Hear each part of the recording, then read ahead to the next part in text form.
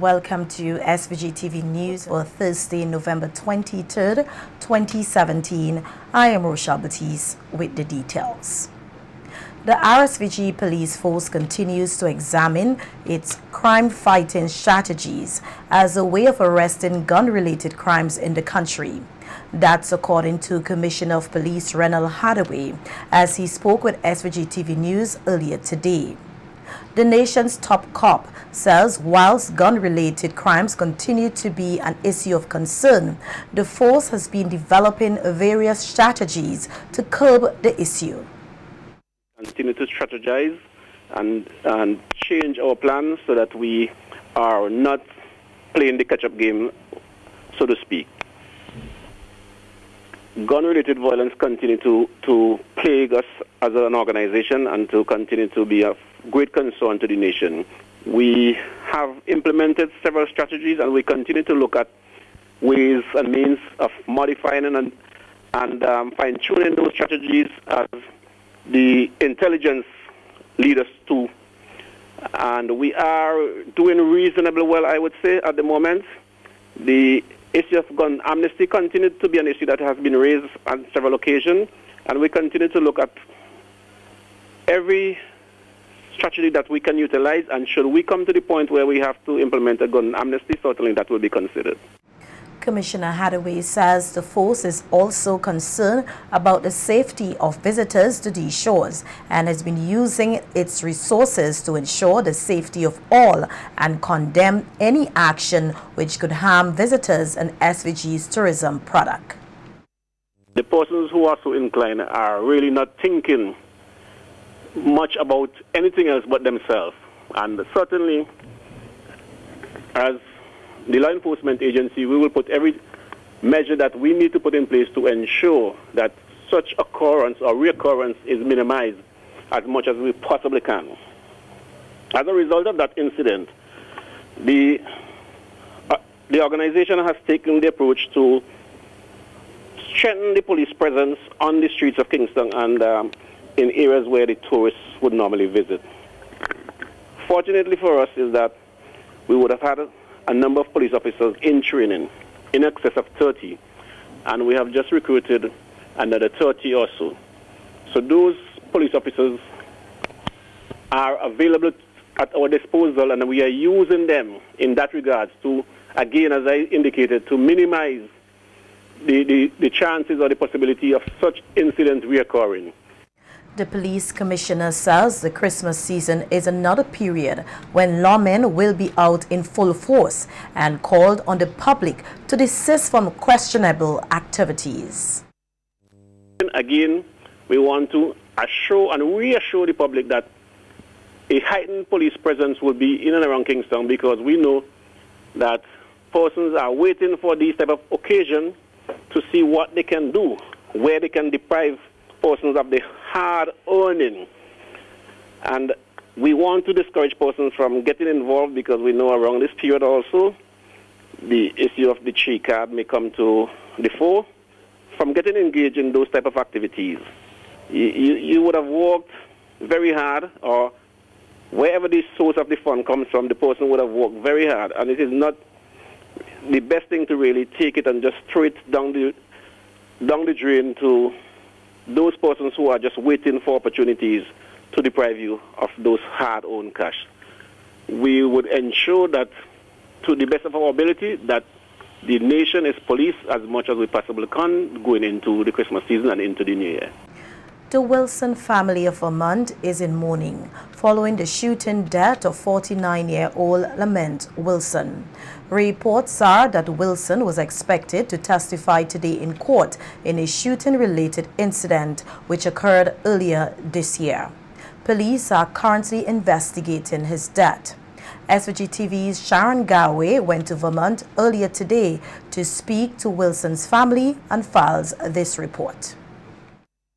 What started out as a hunting trip for Manikou sometime after 8 p.m. on Wednesday the 22nd of November resulted in the death of 49-year-old Lamont Wilson of Vermont. Reports are that the farmer had just eaten rice and chicken with his brother Darius at home and went to get drinks at a nearby shop. Darius explained that Lamont went ahead of him when he heard 3 loud gunshots. Upon investigation, Darius said he discovered his older brother lying in a pool of blood.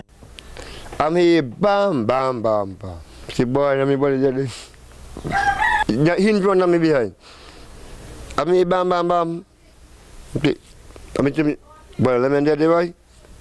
When we come to the body, let's spread up this. We come to the mammy, the kill lemon.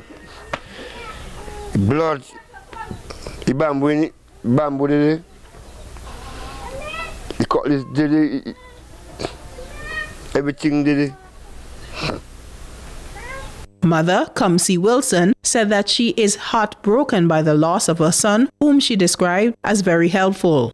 Content still, because if I take it on, I will be a dead woman, you know. And I have my grandchildren, my great-grandchildren, so I have to satisfy. My son in the mouth, but I can't. I have to go there to see when them cutting up. When they're ready to cut, they will call me. You know?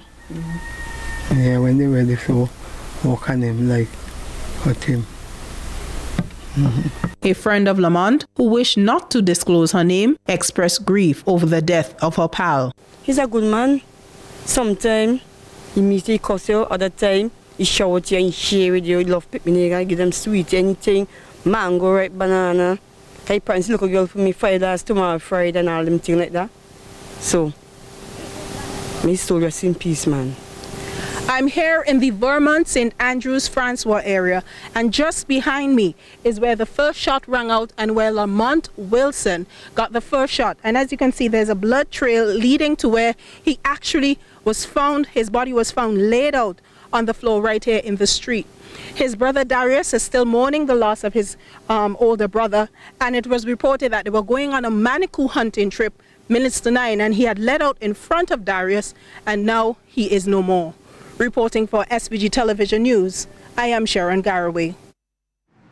And General Secretary of the ruling Unity Labour Party, Julian Francis, believes that the recent protests at the cruise ship terminal by some opposition activists is aimed at killing cruise tourism. Francis, who was speaking on Star FM on Tuesday evening, said the opposition New Democratic Party cannot disassociate itself from the protests, as 2 of the protesters are what he termed as main spokespersons for the party. The start of a tourist season, you have these persons who are out there who are prepared and supported by the New Democratic Party, because I have not heard the New Democratic Party saying anything or they see anything wrong. They seem to be defending the actions taken. Because in a democratic society, anybody could protest at any time, but they're not finding anything wrong with it. But yet every time Friday gets up to talk in Parliament, tourism is his main speech. And all his questions are surrounding tourism. But now we see an opportunity, a window for us to make people happy, to welcome the visitors that we have been yearning for so long. That you continue to chant us about that we are not getting it done. Now we are getting it done. You have your agents going out there. I can only call them your agents Friday. Francis said that the cruise season, which runs from November to April 2018, has just begun, and the NDP, which calls on government to do more to bring in visitors, is connected to protesters who are trying to hinder tourism. Luzette and Patches are 2 main spokespersons for the New Democratic Party. Until such time that I hear Friday or Leacock or Cummins and Eustace come out and say that what Luzette and Patches did at the cruise ship berth was wrong, I believe that Luzette and Patches have the full support of the New Democratic Party. on this matter. And it's a pity. Because the people of this country have some good earnings to get over this solar season until April. The season has just started, you know. The persons who work in the Ministry of Tourism and who are involved in this have given out the statistics as to when the ships are coming, how many ships coming. And we are doing our part. President of the New Democratic Party and opposition leader Dr. Godwin Friday will be attending the 74th annual convention of the Jamaica Labour Party, the JLP, to be held this Sunday, November 26. Dr. Friday was invited to attend the convention by Prime Minister and leader of the Jamaica Labour Party, Dr. Andrew Holness. According to a media release from the NDP, the party enjoys a close fraternal relationship through which they adopt a mutual stance on several developmental policies for the region. Whilst in Jamaica, Dr. Friday is expected to meet with the Vincentian Students Association at the UWI Mona campus and engage them as part of his ongoing National Youth Dialogue series. Dr. Friday is expected to be out of state until November 28. Since its inception in October 2012, Constructive Solutions Inc., CS Inc., a local non-profit organization, has and continues to work with a number of individuals to provide counseling and guidance in developing entrepreneurial mindsets and skills towards the development of green tech businesses here in St. Vincent and the Grenadines. In light of this, the organization will in the upcoming week host two activities, namely the Idea Generation Session on Tuesday, November 29th, and the 3-day Caribbean Green Tech Boot Camp from Thursday to Saturday, December 2nd. Speaking with SVG-TV News earlier today, Executive Director of CS Inc., Dr. Ashley John, noted that both events, which will be staged at the Harvest Auditorium in Honnesville, are aimed at addressing climate change issues and how green tech businesses can play a role in combating such issues here in SVG.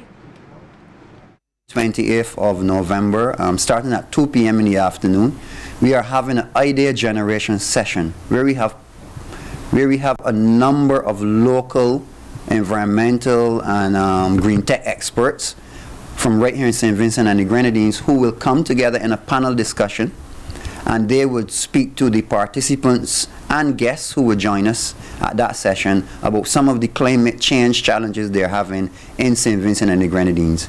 And together then we would explore what are some of the solutions that we can come up with that can be used to start up new businesses in St. Vincent. Constructive Solutions Inc., we are the local hub coordinators for the Caribbean Climate Innovation Center, which is based in Jamaica. Now we have agreed to conduct here in St. Vincent and the Grenadines for the very first time the Caribbean Green Tech Boot Camp. Now this boot camp is funded by the Government of Canada through the World Bank.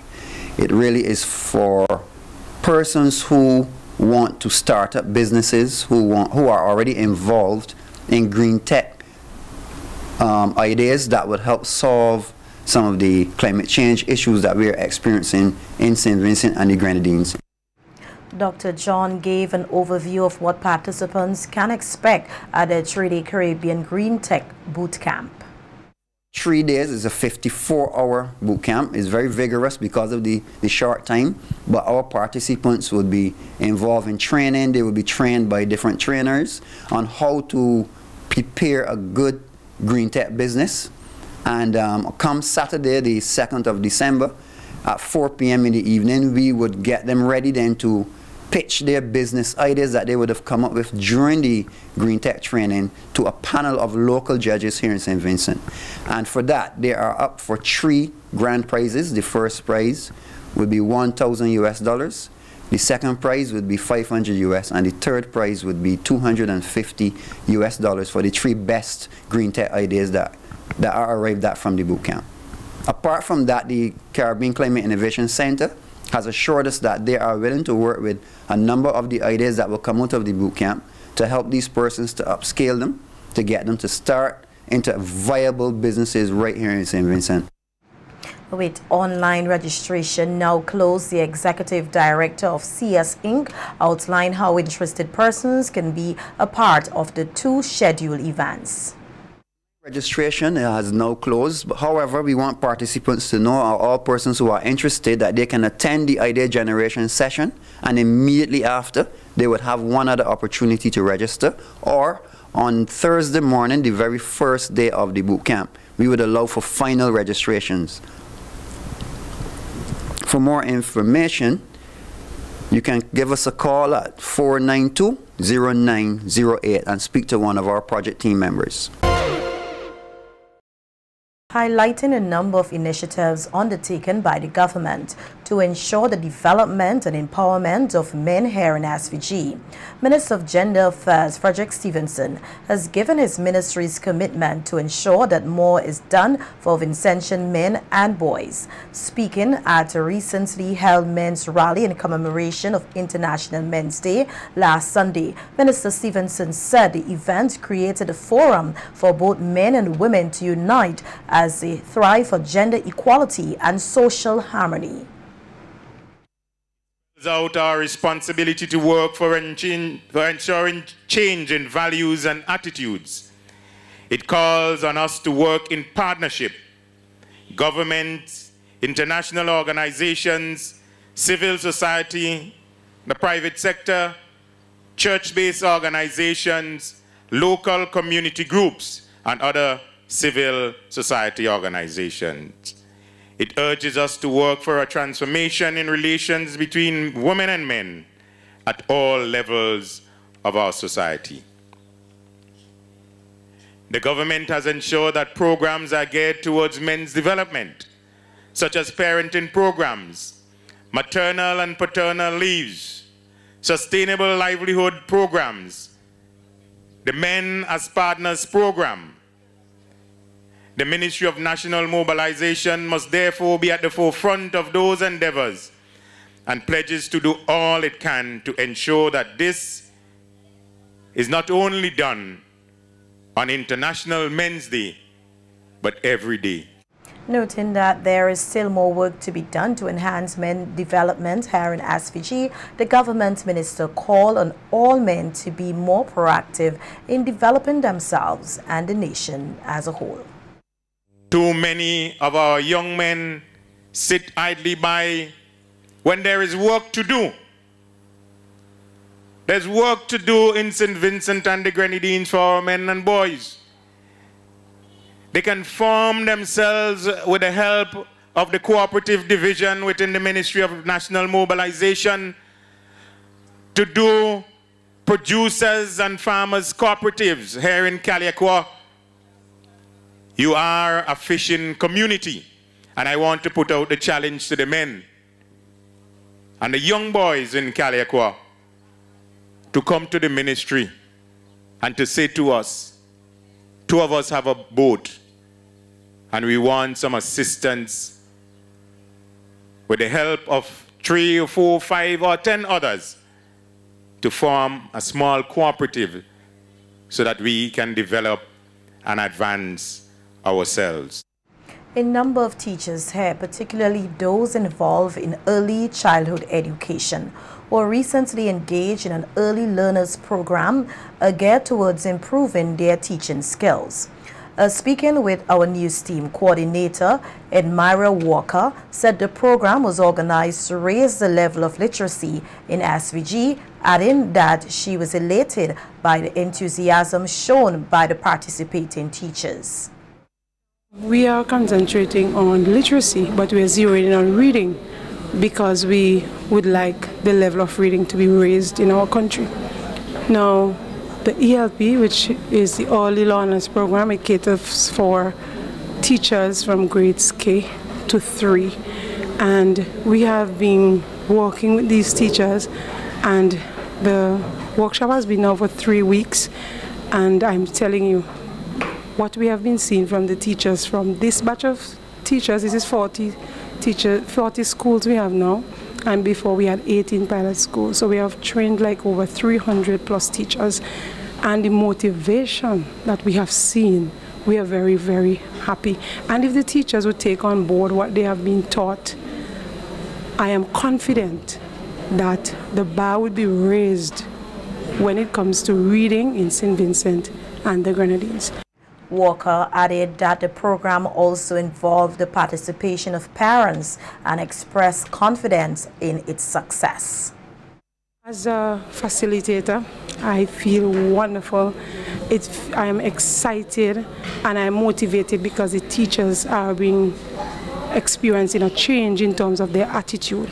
Sometimes some of the information that we bring is not new per se, but a different way of doing things, and also it gives the teachers a boost. So there's a change in their attitude, and we know that if we get teachers in St. Vincent and the Grenadines to change their attitudes, then we can accomplish a great deal. The teachers are not alone on this. We are also having the parents on board. So we're having what is called PLC meetings, that's professional learning communities, with teachers and also with parents to bring everybody on board. Because we know with the business of literacy, well, even in the whole business of educating, when we work together as partners, that we can accomplish a great deal. Our news team caught up with some of the participating teachers who expressed elation at the opportunity provided to improve their teaching skills. For a teacher, it's very important. Well, for me personally, it's my first workshop since being a teacher, but it has opened my eyes to various strategies I could use in my classroom to ensure that my students get the best possible education. Yes, because I'm very optimistic about it and I'm open about trying new things. So for sure, what I learned here this week, I'll be using it when I get back. I think the ELP, the Early Learners Program, is one that is really beneficial and one that has really done tremendously well for the teachers in St. Vincent and the Grenadines. And the Ministry of Education ought to be commended for this gesture, because we as teachers would have really benefited tremendously from this workshop. Workshop have reinforced and brought out new ideas of doing things within the classroom. You know, as teacher, it has encouraged us and encouraged me personally how to try new things with different sets of children, and it can work across the border, integrating the different learning style across the different subject area within the classroom. And honestly, I thought I would have been, you know, missing my children. Yes, I do miss them, but I'm glad for this experience where I would learn a lot more and take back to them.